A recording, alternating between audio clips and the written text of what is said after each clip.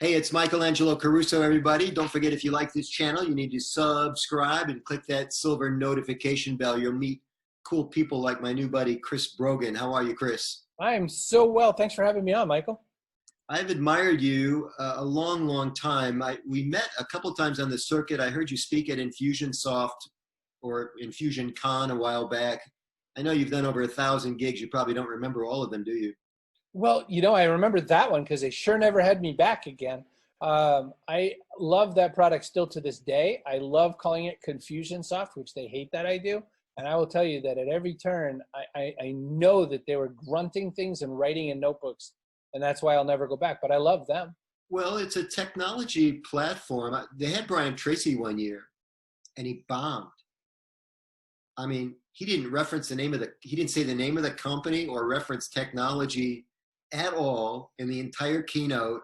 And I think, Brian's God in the motivational universe, but he just went, I wouldn't say went over their head. It was just a complete disconnect. The It's ET. like next door kind of. Very non-ET.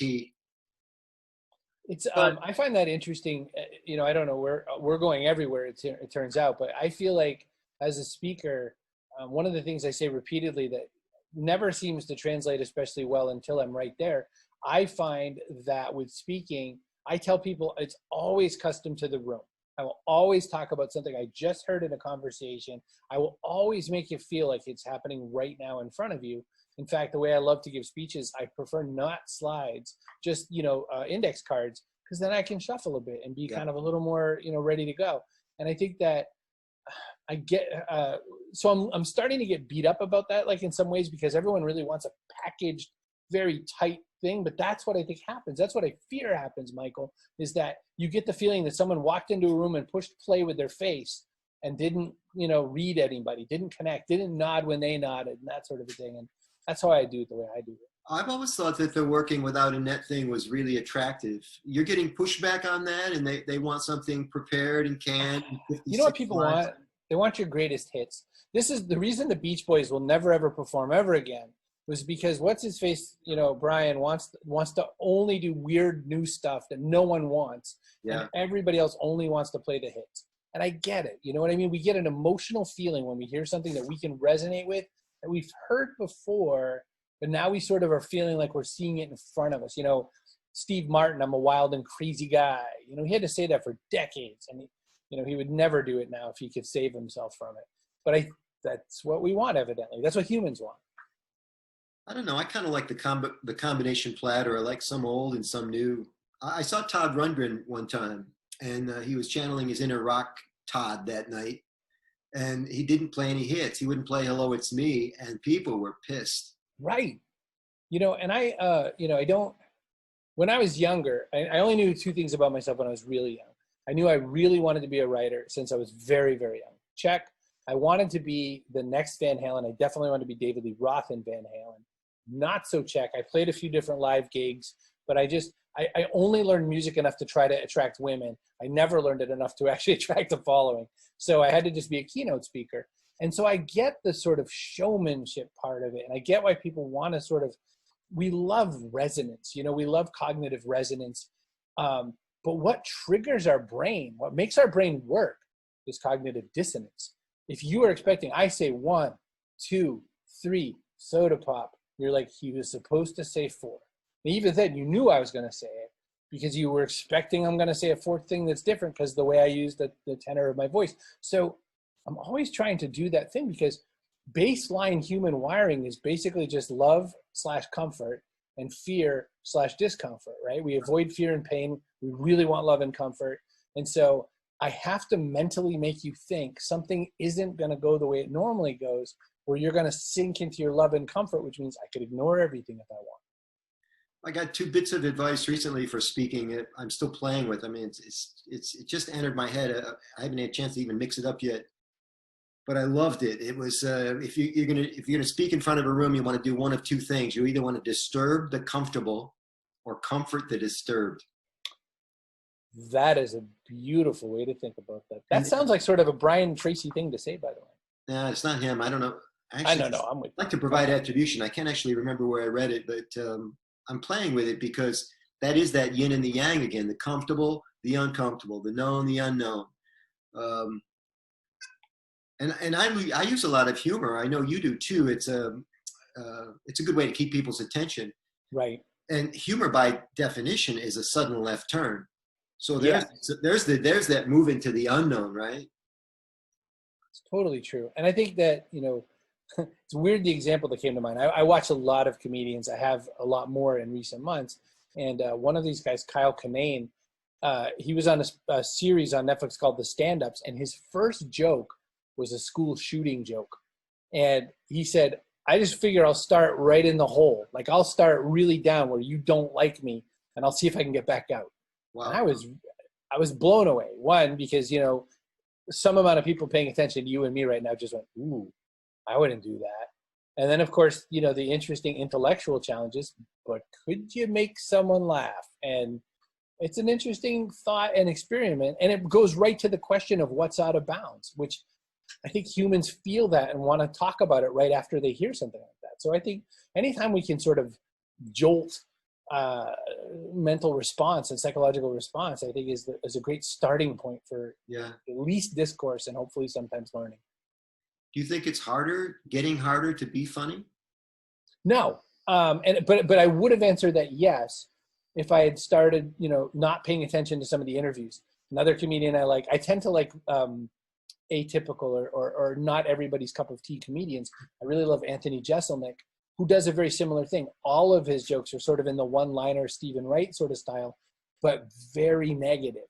Yeah. He'll say something that's like, a lot of his jokes are about, child abuse or hurting animals or something. And his point is, if I can make you laugh at this subject matter, you should give me extra credit.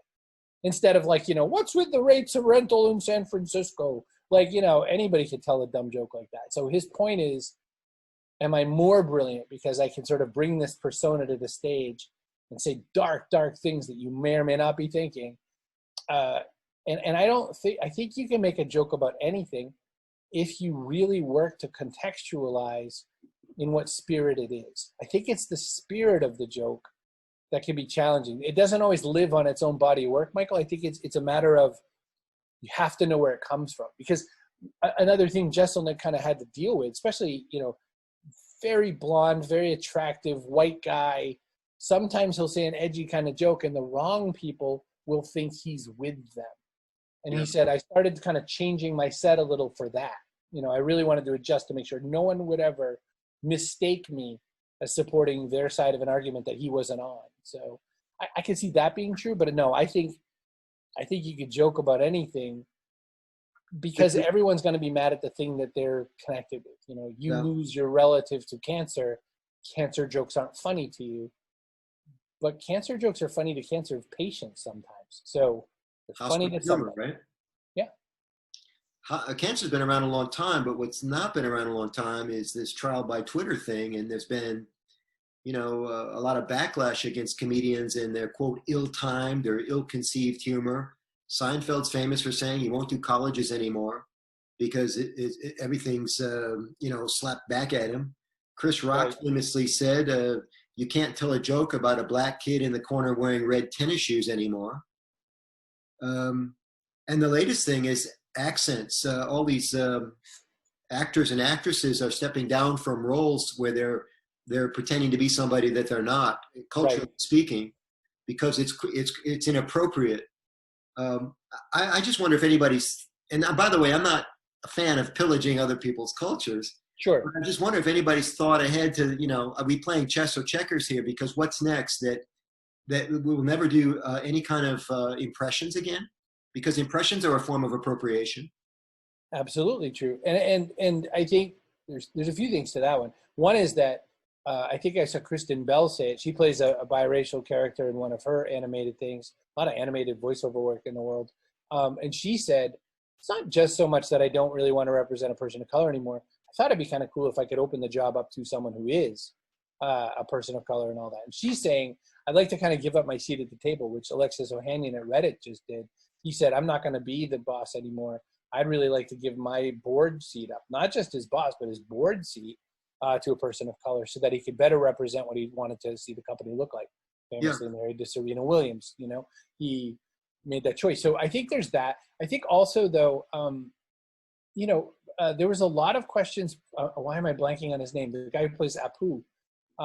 There were a lot of questions brought to Hank Azaria, and there were a lot of questions brought to him about what do you feel. And so there's even a documentary about it. I think it's called like The Trouble with Apu, because there's this American-born Indian guy who is saying, "I love The Simpsons. Oh my gosh, Apu, what do we do with this or whatever?" Or you know, there's a lot of things we have to kind of rethink that were funny. But there's another last thread to this that I saw recently from someone talking specific to the Black Lives Matter protest. They said, we asked you to stop kneeling on black people's necks, and you said, don't worry, we'll delete a few episodes of the Golden Girls. Meaning, yeah, thanks for taking an action, but it doesn't do anything for the larger story. And so there's a lot of that sort of virtue signal work going on right now that's not germane to the scenario. And it's not whether or not it should be deleted. In fact, it absolutely shouldn't, because it was comedy. It wasn't blackface.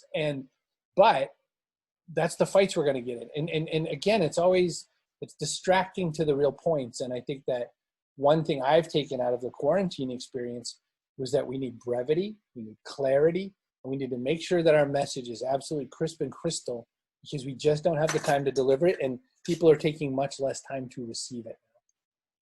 Yeah.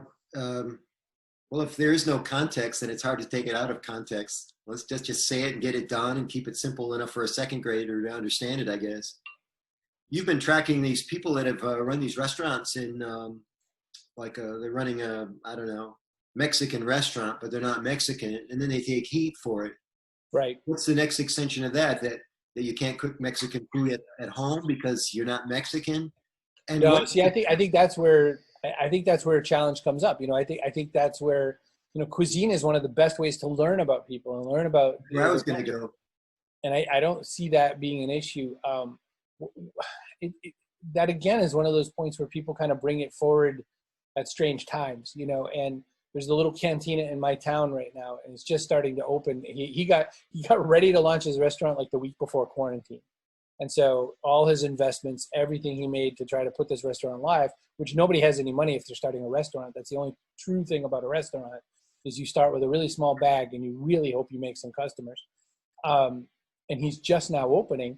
He's a white guy opening a cantina, but it's not called a Mexican anything. It's just a cantina, but he makes burritos and stuff. I don't think he's going to get a fight, but I think that, you know, it's just a question of again, it's all context. Are you doing it in this way or are you doing it that way? So I think it's worth talking about. Yeah.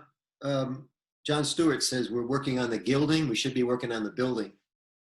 That we're changing the names of buildings. Woodrow Wilson's name, President of the United States, former President of Princeton, being taken off of a building at Princeton. Statues being taken down. Thinking again, 4 and 5 moves ahead. Does this forward the agenda for BLM or anybody? It's an interesting question. It is. I feel, you know, removing iconography of a group of people who, by the way, those statues weren't put up in any historic time frame. They were put up in the 60s for civil rights reasons. Okay. And they were used as counter argument to the civil rights movement. So I'm all for those going down. I just think that, again, you know, it's calories in a direction. A person I interviewed last week, Alice Fuller, said, you know, there's a lot of flowers given out at the funeral that would have been a lot better if they were received while the person was still upright, you know, and don't give flowers to the dead, basically. And I think that that's what matters now. You know, what did you do? What did you do that's an active verb, not what did you do that tries to go backwards in any way? What did you do that's now that makes it better? Yeah, I'm with you. You know, let's talk about this communication and how it works and how it's misinterpreted. And you produce a massive amount of content. I think mostly through writing. You've done a fair amount of speaking, as you said earlier, and that's how I found out about you. But you've had multiple New York Times bestseller. You've co-authored. You've authored by yourself. What's the secret to all that production? I've read that you, of course, have a discipline, and you favor simple writing, but that's not the answer to how it comes out like a fire hose.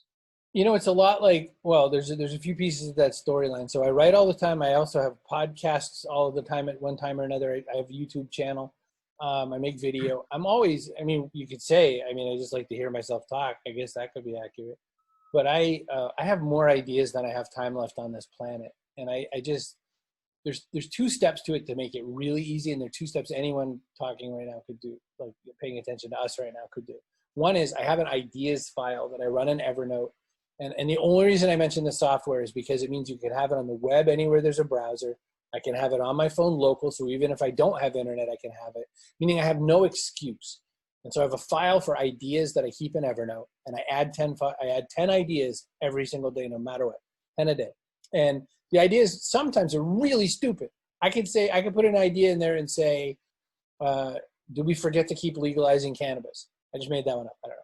Saw the plant behind you and I thought, pot plant. So I thought, did we forget to keep legalizing cannabis? So I might write that down as one of my 10. And so if I do that, then I think to myself, okay, well, if I go with that, if I accept that that's what I want to do. Oh, I just realized I'm not even using my. Now I'm using my mic. Hopefully the sound changed dramatically. I was using the plain old one built in. I think that if I want to like write my 10 ideas a day, that's one. The other is I've committed to 2,000 words a day minimum, no matter what. And what I also do is like right now I'm writing a book, so it's closer to 4,000 words a day, give or take any day where I get derailed in some way by depression or something. 2,000 for sure, as high as 4,000 when I'm writing a book. So those 2 things alone, 10 ideas, 2,000 words, I'm always creating material. There's never going to be an end of material. I had slowed down on posting on my blog, but I'm taking some lessons on how to do some SEO kind of stuff. And it requires that I post a lot more frequently so I can see the result more quickly. And so even then I'm just producing. And I find that it's, so I gave you 2 things: to make a list, and then write off the list 2,000 words. The other 2 things that go with that is use outlines, table of contents kind of outlines, just bullets to fill in those pieces so that you never have to worry. Like, did I cover this? Did I cover that? You don't have to blank page it. You just have to fill it in. And then the last piece of that is don't be afraid to be wrong or make mistakes. So my blog has been, I've written one way or another. It started in 1998. There's I think you can only go back as far as maybe 2005 and a half, because some of the old websites I used don't even exist anymore. The companies are long since gone. So the Wayback Machine doesn't even have a good copy because I didn't even own my own domain. So you can't even look at chrisbrogan.com until like 2005 unless you start sniffing around. Right. And so, Michael, one of the things that I do is I make sure that I don't care if, someone writes me something in the old days of blogging, by the way, when blogging was so hot, which was, like let's say 2006. So that's 8 years after I started. 8 years later, people started coming over to my blog and telling me why I was an idiot. And then they would write blog posts about why Chris Brogan was an idiot. And so I got 661,000 useful, valid inbound links from all over the web, some of them saying I'm an idiot, that continue to digitally validate me to Google and everybody else. So I don't care if I made mistakes. Okay, I was an idiot. Thanks for your links. Yeah. I wish more people talked about that link between the blank page and actually delivering on your idea. Evernote is an idea collection device where you can just dump this stuff, and just keep it there in storage until you're ready for it. Yeah. Because a lot of people struggle with that muse, it's time to write. I'm all excited. I sit down, I lick my pen, if we still do that, and I'm ready to go, and there's no idea. But if you can go to that idea collection device like you do with Evernote, you're golden, man. And when I write my books, like right now I'm in the middle of writing a book, I never end a paragraph on the paragraph. I end it a few words into the end of the sentence so that I go, oh yeah, I'm just going to finish this sentence. You've heard that tip before. I never finish at the edge of a section. Like the worst thing you could do is leave yourself that the next spot's going to be blank. And, the best you might do is start the next section and write half of a sentence. The thing I hate most about cats is, and then you just leave it blank, and then you better remember when you show up, but at least you have a starting point. I do the same thing when I'm reading for a different reason, I guess. I get to an end of a section, I just want to see what's preview of coming attractions. There's no real purpose to that, but I do think there's something to that idea of flow. I do too. And I think, again, we're in a different world all of a sudden, and the world says brevity has to exist.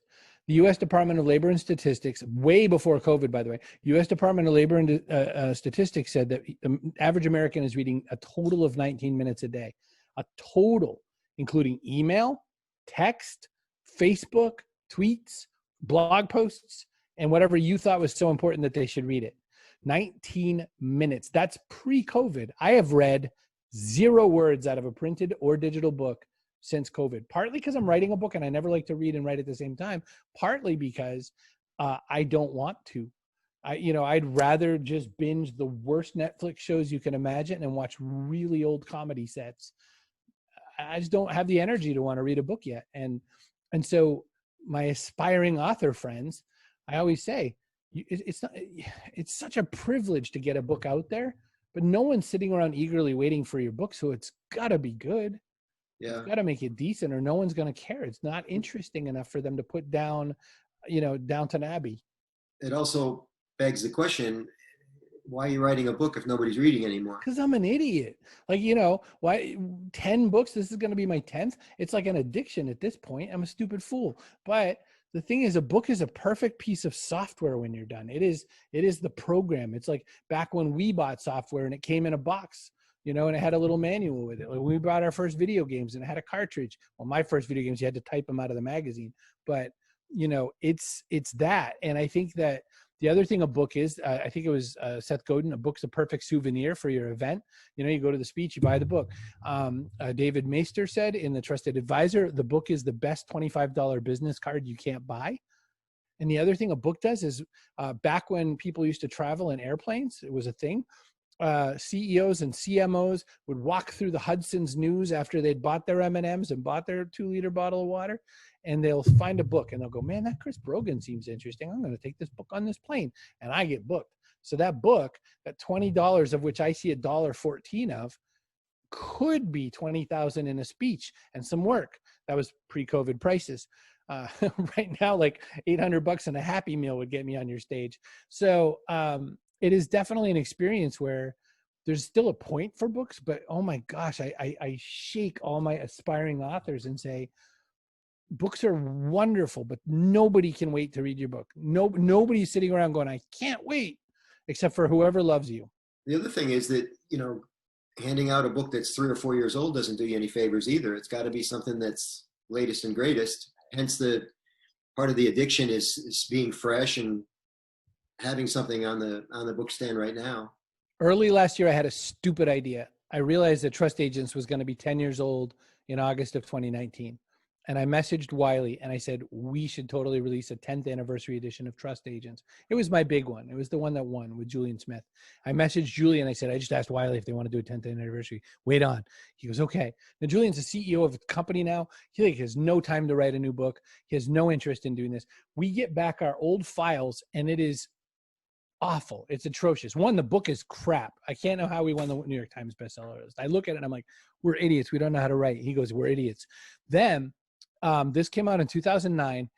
The paper smelled so fresh. And as you turn pages, they were for software apps that didn't exist. Now books, mainstream published books are like kimchi. You put them in the ground for 6 months and then you take them out. So everything you wrote as brand new has 6 months lag on it. But this book, when people had it in 2009, was like, this wasn't even software when it came out. It felt like I was prescient, which I wasn't. I just wrote about things that happened that day. Yeah. And 6 months later, it felt like it was still pretty new. Remember, people today in 2020 think they're just discovered podcasts. So anyway, Julian and I rewrite the book. It's coming out in a week or two. I don't even know.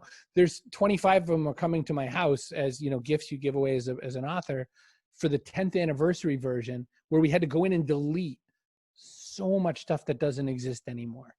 I'm talking about things like Plurk or Jaiku or Pounce or Ustream or all these other stupid, don't write the names of technology into a book. It's the stupidest thing you could ever do. That's why I don't envy these cats that write books on how to use social media platforms. Because, as soon as they change the platform, the book is dated and they're going to change it. Yeah, I wrote Google Plus for Business. You know why I did? Because they gave me a fat check. They said, "You want to write Google Plus for Business?" Yes, I do. That was my second most selling book of all the books I ever wrote. Had nothing. There's nothing you could do with that book now besides. Why smile. wouldn't Google Plus be the best thing ever? It's owned by Google. Well, I felt like when I got the early days of it, I was like, now this is a software. This is social media. Look at what you can do. You could do these things. And people were like, oh my gosh, he's totally right.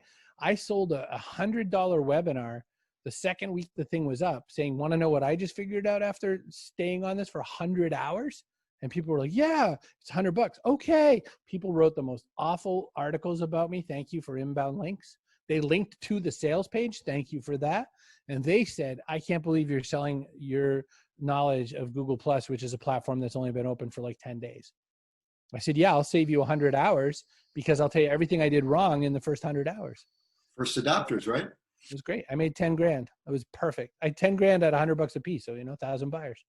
Your writing style is really simple, and you credit the shipping news. Can you tell us that story? I love the Shipping News. Shipping News is a book that if you try to read it right now, you're going to read it and hate yourself. You'll be 3 pages in and go, this is the dumbest thing anyone's ever told me to do. Annie Proulx wrote it. It was a book, set in like Newfoundland and the Maritimes of Canada.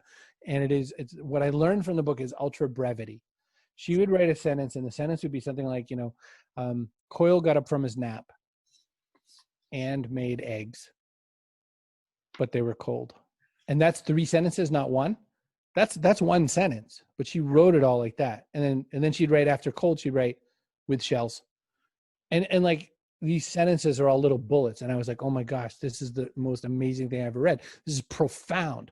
I don't have to write a grammatically accurate sentence. I don't have to whatever. I just saw today that the Merriam-Webster dictionary, as we speak, has put the word irregardless in the dictionary. My dad is going to commit suicide later tonight. Everybody, you heard it here first. He didn't write a note. It's just going to be the word irregardless on his tombstone. Well, are we seeing words showing up in the lexicon, certainly, and then in the dictionary, just because a lot of people use them? That's exactly what a dictionary is meant to do. If that ain't the tail wagging the dog, I don't know what is. That is exactly what it is, though. That's what language is. And so when I saw what Proulx did, to go back to your question, I thought, my gosh, who told me I had to have a subject and a verb? This is amazing. And so what I always tell people about a lot of tricks in writing, you've got to use them like a condiment, not a meal. I never would say to you, Michael, you got to come over. We're going to have ketchup. No. Like, I could say that, but then you'd be like, oh, thanks, but I have a plan for the next 85 years. So I can't make it. But you can, ketchup on a hot dog is some people's thing. Yeah. And mustard on a hot dog is other people's things. That condiment of Annie Proulx writing brevity, it's now coded into SEO and whatnot. So in my WordPress, when I write, my WordPress says some of these sentences, in fact, kind of a lot too many sentences, have more than 25 words. You should probably rethink that. That's right. And so I go back and go, okay, and I'll break them up. I like the software telling me what to do. It's fine. I don't mind having a robot overlord. And I was taught very early on, tell it to me like I'm 6 years old, from one of my professors, Ken Hadge. And I love that so much, because I think that, we should eschew obfuscation. That's one of my favorite jokes. Like we should make it easy to read stuff instead of like, seek to sound too clever. When I was younger, I wanted to sound clever. And now I just want to sound like I might know what I mean. That's all I want. The Old Man and the Sea did that for me. That's a really good choice too. Oh, I love Hemingway. His sentence construction is pretty solid, but they're very short and easy to get to. And I was thinking when you mentioned the coding, this sentence is too long for the average person. Consider another word. There's a little bit of that going on in a kind of undisciplined way in texting. Yes. Where everything is kind of reduced to the lowest common denominator. Words become abbreviations become letters. It's frightening in a way. And you talk about language changing. Certainly it's going to, and this is how we get to be old people, I suppose. We look back and hearken, the good old days when we've spoken complete sentences. There's a whole generation of people that stopped saying the phrase, "You're welcome." There's a whole lot of people who now say not a problem, which makes me stabby, but that's a customer service opinion, not a grammar one. But TX and YW and like IKR, I know, right? And happy birthday when someone writes HB, I am murdery about that. However, like HB, like you couldn't type the other like 11 and a half cent letters to tell me happy birthday.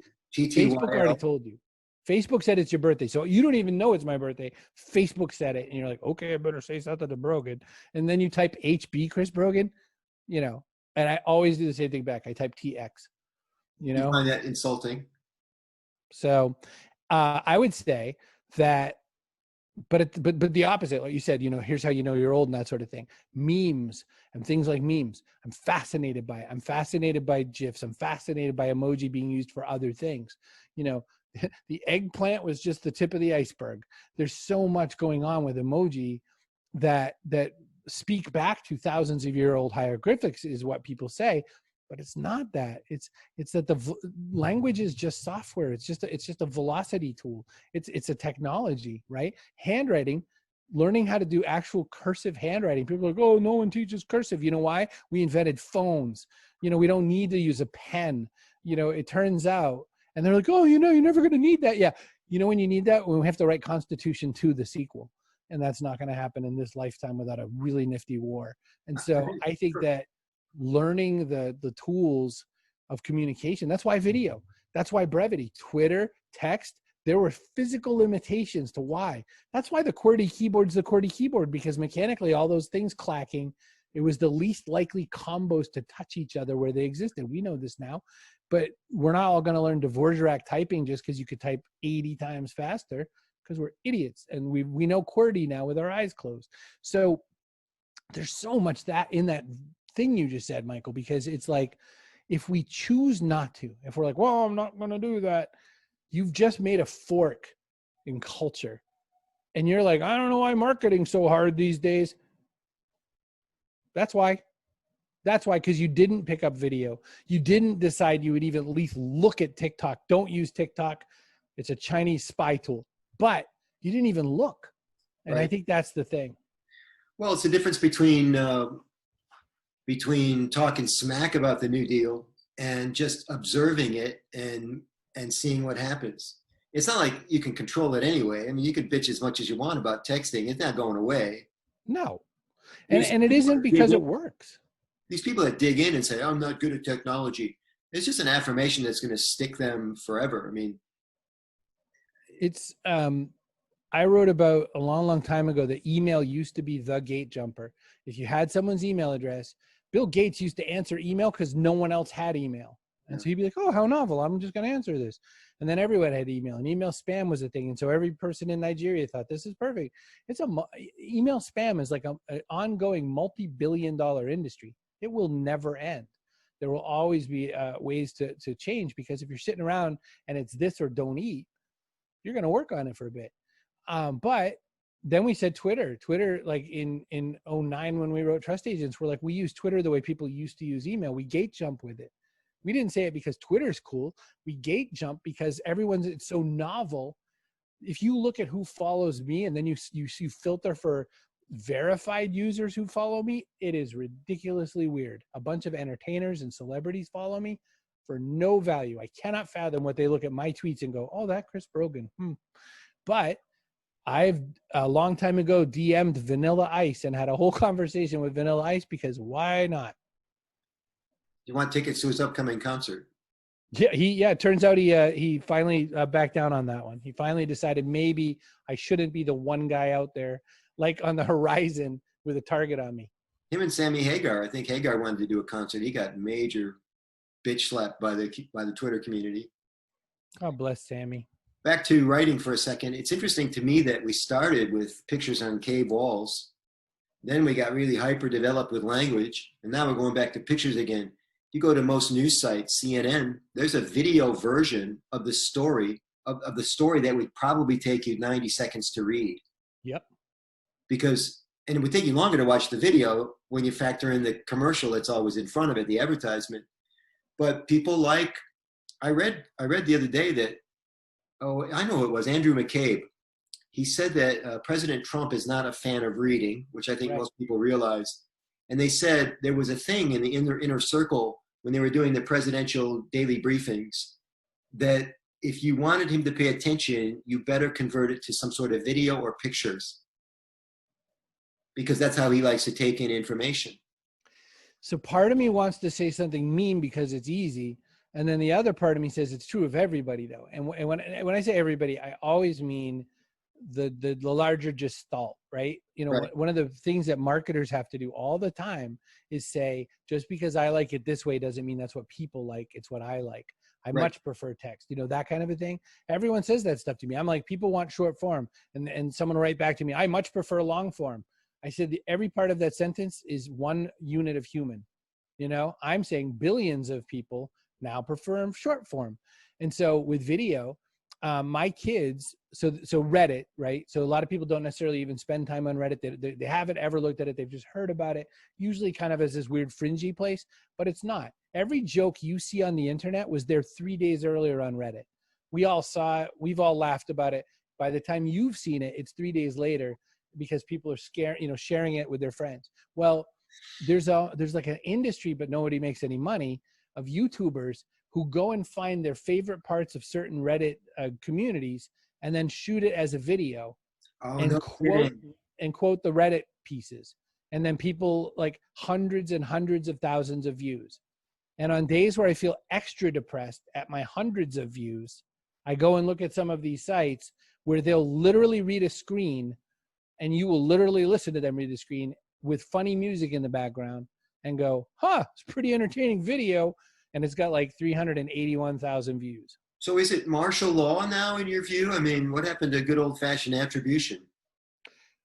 That is a great question and an interesting language for it, because Marshall McLuhan was one of the people, you know, the media is the message. Well, there's a lot of stuff going on with a lack of attribution. You know, Reddit is, I mean, how's the creator of a line of comment on another thread of comments, how's he ever going to get that attribution? I said it first. Okay. Now, inside the Reddit community, if someone does that to someone, you know, if I steal your post, repost it my way, they'll try to attack each other and try to get it knocked down. And a lot of times, because of that community, they can vote it. But once it leaves that border and hits something like YouTube, it's over. No one's going to win. Well, it used to be a thing in comedy. There was honor among comedians. If you go all the way back to Carson, if he was going to use a joke, he would buy it from you for, I don't know how they priced it or how that worked. And Right. even in the later days with the talk shows, Fallon's producer would contact you and say, I want to pay you $35. We're going to use your joke. End of story. Sign this NDA, whatever. Totally true. But yeah, what happens when the trail gets cold and you can't tell who said it first? Absolutely. And then, you know, in comedy, there's that whole other scenario where people don't fully understand. There's a thing that happens where it was easy enough that 2 or 3 people could have come to the same conclusion. So you'll see a video that really lines up that it seems so clear someone steals jokes. And then you could argue on every single one of them. If you spend just a little time, you could see how someone else could derive it that way. There's a kind of either or for those. And I think that, like I said, the word gestalt or gestalt, I've never actually known. I think it's gestalt. I think this could be like GIF and GIF. There's this thing where after a while, no one cares. That's the depressing part. You know, as a guy who creates intellectual property for a living, I really don't want someone to just grab a chunk of trust agents. But people have stolen parts of my blog posts and rewritten them into full books before, just without the attribution part, and completed and published a New York, you know, not a New York Times bestseller. I might feel a little more murdery, but, you know, a book out in the mainstream that you could buy on Amazon. And you just kind of, the only thing I do to deal with that personally is I just think, I never talk to the person about it. Don't care.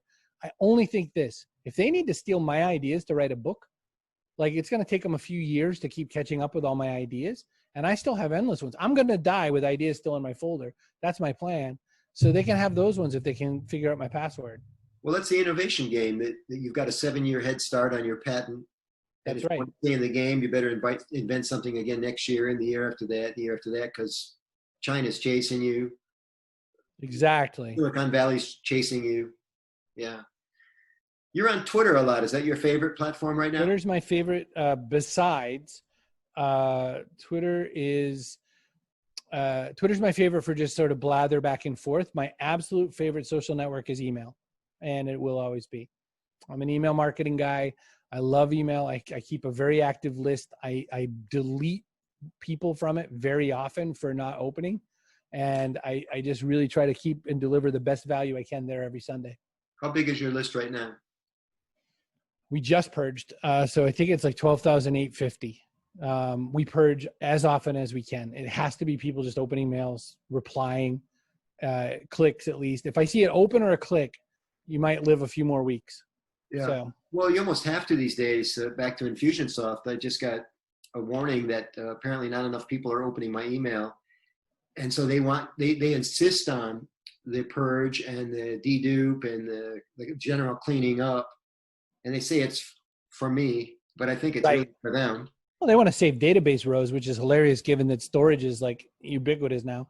Well, they're the ones that get fined if I'm right. spammer or I'm pushing out stuff I shouldn't be pushing out. Yeah, $1 million per in Canadian market. So, there's some reasons for it. GDPR in Europe and whatnot is also that. So, I mean, I get why they do it. We do it just because we really want to brag a super big open rate, not a super big list rate. I want to know that when I send something out, it absolutely gets read and picked up by a human being. And then if they take an action, they do or don't. I way prefer that than people, I saw in the early days of Twitter, people buying a gazillion followers. Yeah. And then some like musician would put out an album and be like, no one bought.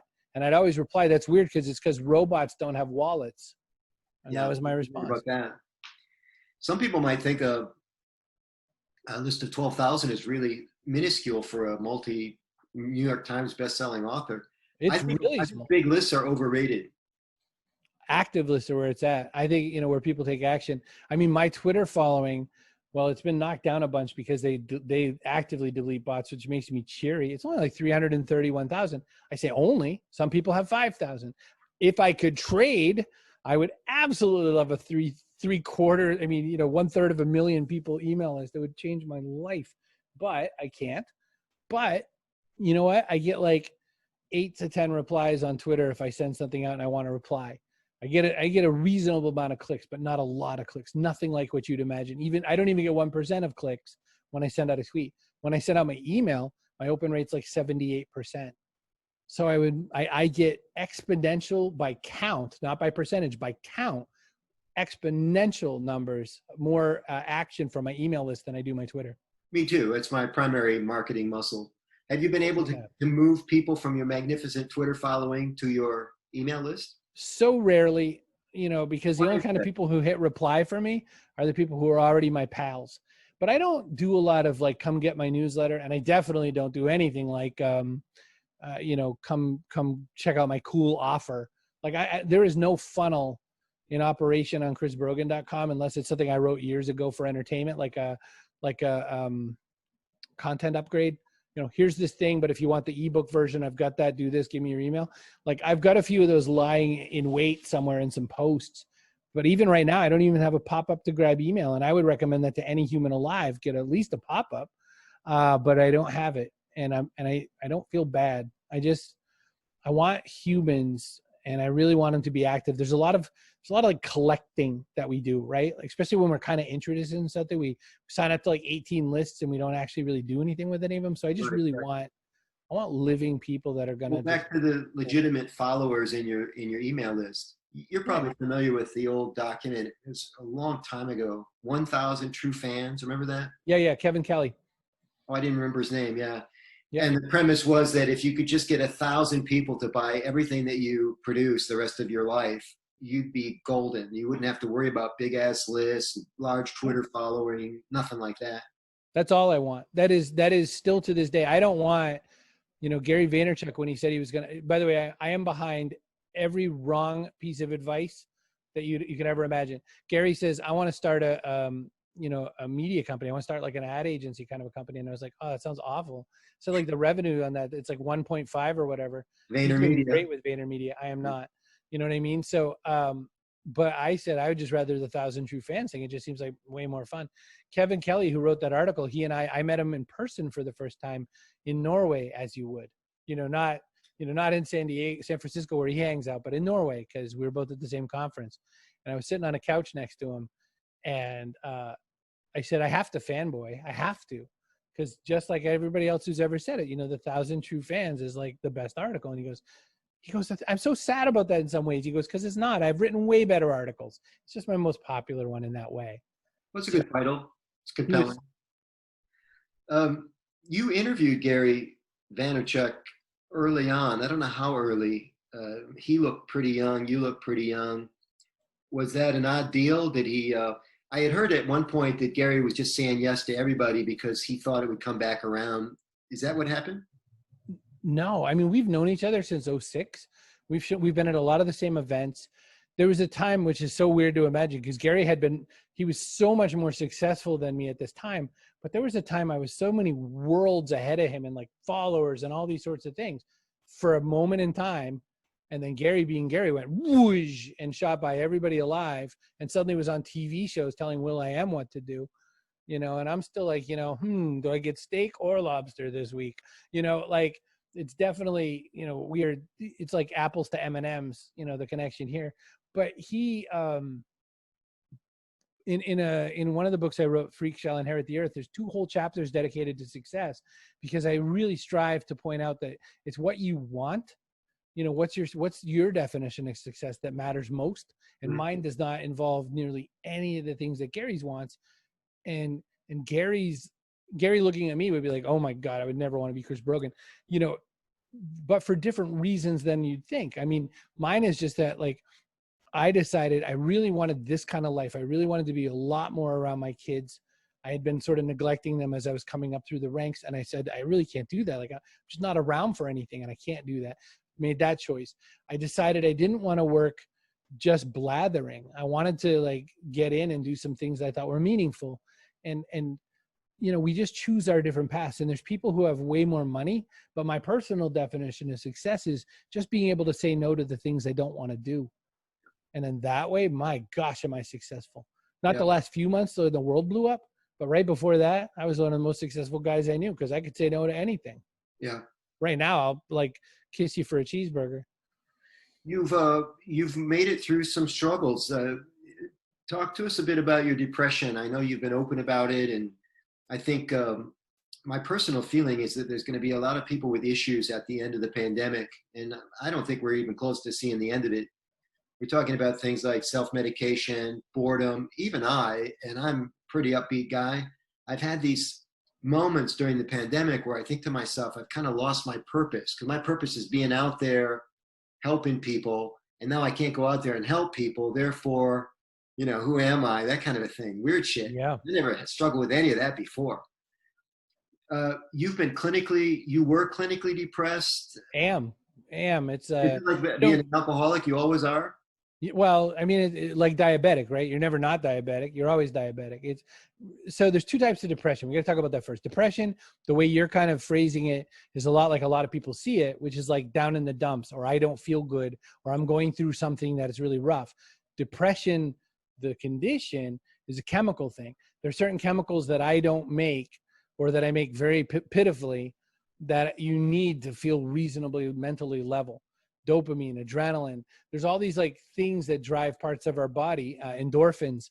These things are necessary for certain reactions. And dopamine, by the way, is the big one. And serotonin, for instance, reuptake inhibitors, for instance, you've heard SSRI. Most depression drugs are trying to fix a challenge specifically with serotonin. By the way, most depression drugs do awful things side effects wise. They're not really good for you. They have saved lives. So I'm saying they're not good for you, but they've given a lot of people their life back, but you have to trade something. You get fatter, you lose your sex drive. And when the first time I started trying these different drugs out, and I was like, lose my sex drive, I'd rather be depressed. Like, I am going to be depressed if I have no sex drive. So forget it. That problem's going to get worse. Yeah. Worse, so I said, there's got to be some other ways. And and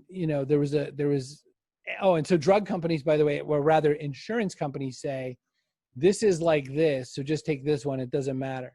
That's what they say. I say, no, it's totally not like that. And they're like, shut up, one user. Like, you know, we already said yes with these companies. We have these deals with these companies. That's the thing that makes me crabby. We don't have a deal with that company. They're too new. Their drugs too new. We don't know what you're saying. Then there's experimental drugs. So this is a really new, interesting thing with depression. It turns out that a drug that started as an anesthetic, that became a horse tranquilizer, and then a street drug is now one way to treat depression, ketamine. Ketamine's a molecule, naturally occurring molecule. Started as an anesthetic, but it turned out when they put you under for like, you know, to reset your broken leg, you would have insane hallucinations and lose your mind for a bit and then come out and go, whoa, I don't want whatever that was again. And so they found better anesthetics. Then they gave it to horses. They're like, oh, you're dealing with some pain here. Boop, take that. Because a horse can't complain, so they think it's fine.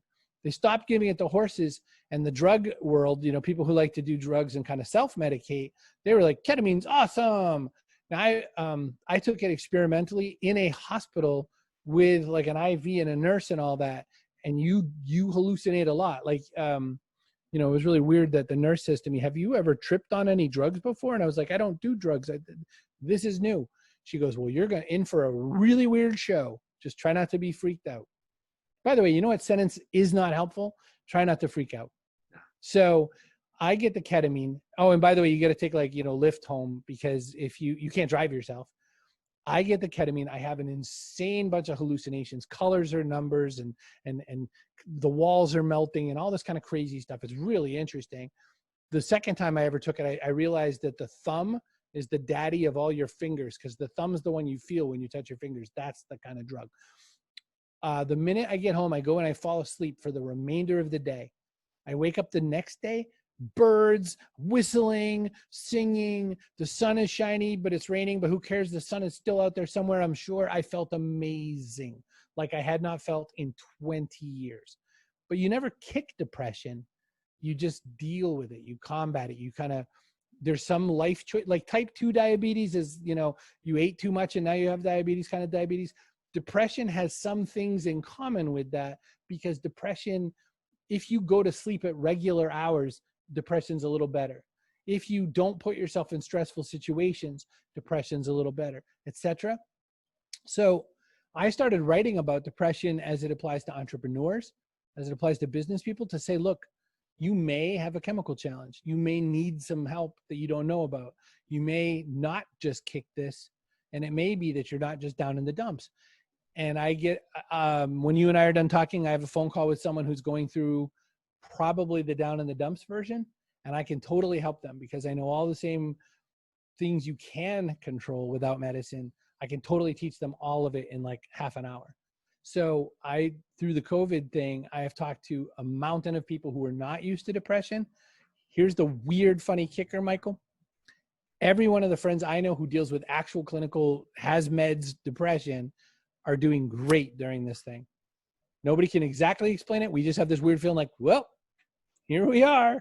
And it's like when your brakes go out, but it's a fun ride until the end. That's what it feels like. That's interesting. Yep. How long have you struggled with depression? I don't struggle. I just deal. You know, I don't have a fight. You can't win it, so you don't fight it. You just try to work with it. How many years? I deal with depression and have dealt with it clinically diagnosed 2012. Well, 2011. That was the first time I went into a room, sat with a nice bald man, and he said, you know, probably some meds would help. But I felt it for a lot longer. A lot of people just don't get it diagnosed. They just think there's something wrong with them. I Googled it one time just to see what the markers were, and a lot of the sites, and I can't remember the quality of the sites, mind you. You know, the internet's not all true. Yeah. But a lot of them had like a checklist of 10 things, and it said, if you have 7 of these 10 things, you're probably depressed. And the list of things are stuff that everybody could check. I don't know if they were getting ready to sell you something, but what's your feeling on that, especially now? I mean, advice for people that are coping with job changes, tight family quarters, the pandemic, maybe even being physically sick from COVID. Sure. What do you have to say for people that are going through this? There's a whole kit. It's so fast to go through, and it's a lot of it's, you know, number one, if you're dealing with depression lies. depression uses the phrase in your head always and never a lot. Like you lose your job and you think, I'll never get a new job. Anytime the word never shows up, that's a depression thought. It's not a real thought. Always and never. So you have to know depression lies. Number 2, everything in smaller bites. Everything. You're working on a big project, just work on the next part of the project. I'm not going to be able to pay my taxes next year. That's next year. You know, look at this week for right now. Look at this hour if you have to. Small bites. Number 3, give yourself permission to slack in as many ways as you possibly can. Are your kids fed? Are you out of danger? Is anyone shooting right now? You're good.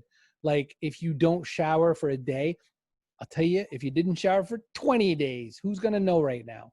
Right? You're going to look a little greasy on film. That's all you get. Yeah. You know, eat stupid things if you want to right now.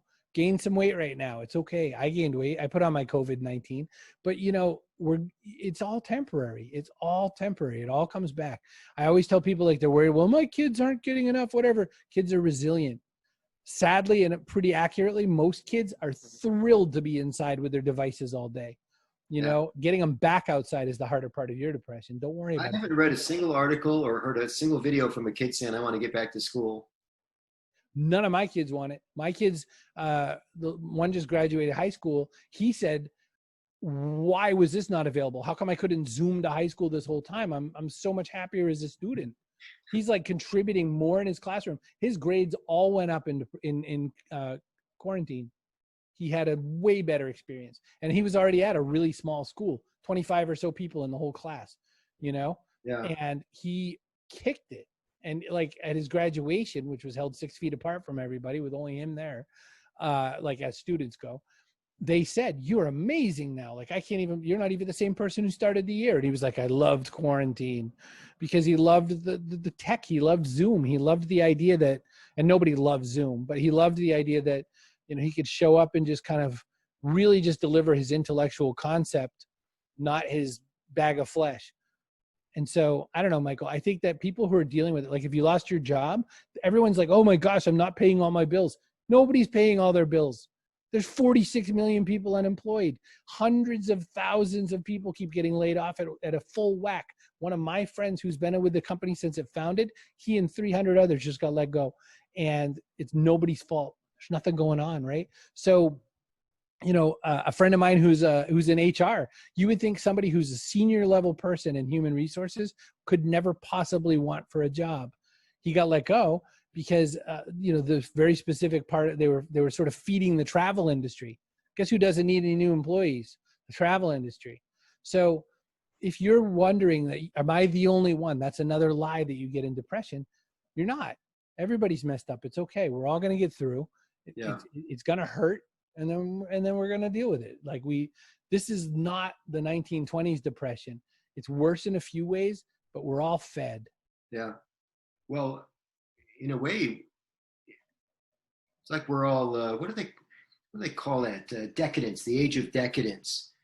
You know, we're all amazingly comfortable considering we're in a pandemic. I mean, you can't compare this to any other worldwide disaster where people were homeless and jobless and.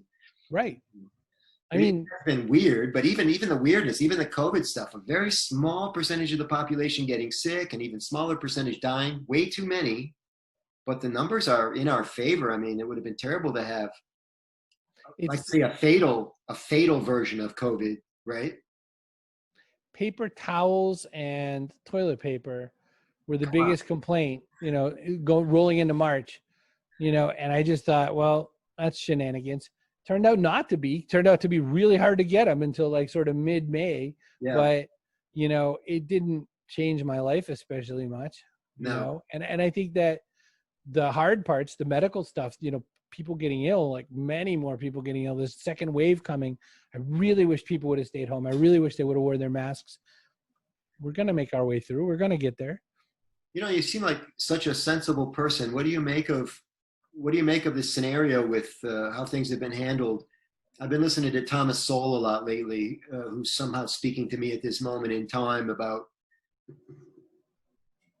he's not talking about the pandemic specifically, but he said something that really got my attention. He said, we're all looking for solutions to things. You know, should we wear masks? Should we not wear masks? Should we do this or this? And he said there are no solutions. They're just trade-offs. Like everybody's trying to figure out the answer, but there is no answer. In the case of a virus, and I learned this a long time ago, 2 types of infection, bacterial and viral. Bacterial, you take meds. Viral, time. You wait for the time to spin out. But have we been using the time well, Chris? No, of course not. No, not even a little. We, in America for sure, we love to take medicine, not vitamins. Whether or not someone wants to agree or disagree with a mask, they're disagreeing or agreeing with science, because a cough lobs a whole bunch of material out of you quite a distance. Even just regular talking lobs it pretty far. 6 feet isn't the right number. It's just a number. And it's pure basic science on that level. Any of the other arguments are interesting, but if we had just done it, and if everyone had just sort of said, look, this is it. Like there's lots of options. This is the one we're going to take. We're all just going to wear masks. We're all going to do this thing. Shut up and deal. New Zealand's up and running. 0 cases. There's a lot of other countries that are up and running. Minimal cases, less than 100 a day, less than 10 a day. Yeah. We are the poster child. Us in Brazil, which is gross. Us in Brazil are the poster child for the worst behaved when it came to being able to knock this thing, because some people made it a political issue and others just are not in love with science. Science doesn't care what you think. They really, science or religion, what do they say? Man plans, God laughs. It's the same feeling. When's your book coming out, baby? That is the question I really can't answer. Trust Agents, the 10th anniversary one comes out in a tiny bit, sort of the fall of 2020. The other book I am writing and de-writing every single day still, so I can't tell you. Have you written a title? Because I know you can't. The backpack. A few words. The backpack. You have what you need to live. You have what you need to lead and win. The backpack. Excellent. And the idea is just that everything's so big, so why don't we make it smaller?